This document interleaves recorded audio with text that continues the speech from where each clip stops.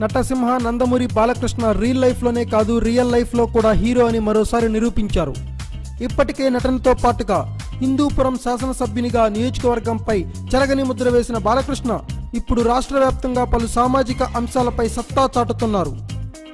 నెల్లూరు జిల్లాలోని పెన్నా నదీ తీరాన వెలిసిన ప్రాచీన తల్పగిరి రంగనాథస్వామి దేవస్థానానికి ఎంతో చరిత్ర ఉంది.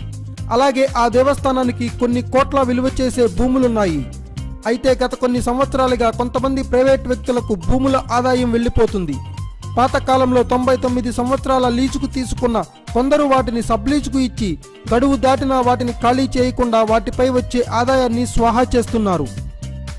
ఇప్పటిదాకా ఎంతో మంది ఎన్నో ప్రయత్నాలు చేసినా ఆపలేని ఈ దోపిడీని బాలయ్య దృష్టికి తీసుకెళ్లారు ఆలయ చైర్మన్ సుధాకర్ శెట్టి.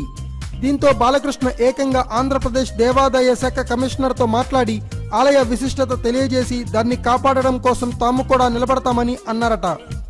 దీంతో దేవాదాయ శాఖ కమిషనర్ ఆదేశాలతో రంగంలోకి దిగిన నెల్లూరు మున్సిపల్ సిబ్బంది ఆలయ మెంబర్లతో కలిసి వారిని ఖాళీ చేయించారట. కైంకర్యం అయిపోయాయనుకున్న దేవాలయ భూములను తిరిగి రప్పించిన బాలయ్యను ఆయన డైలాగులతోనే పొగడేస్తున్నారట నెల్లూరు వాసులు.